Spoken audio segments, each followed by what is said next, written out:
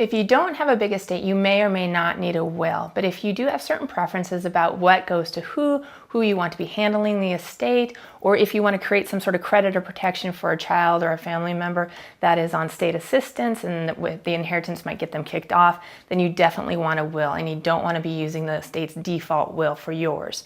Having said that, after you die, there are basically two big ways to transfer your assets. One is the FLOP method.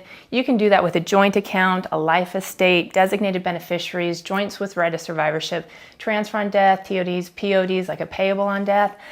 Those are good in some instances, but we really try to avoid those because you really don't know how it's going to affect the person getting it, especially if they are on some sort of tested benefits, means tested benefits. A better way to go is kind of a procedural issue or procedural method like probate, a trust administration, or even a small estate affidavit. It allows you to transfer the assets and create creditor protected trusts, things like this. Probate is something that a lot of people are really scared about. We're not so scared about it here in Washington, Idaho, up in the northern states. It's much more of a procedural and timing of filing form kind of a process rather than having to go in front of the judge and argue this or argue that.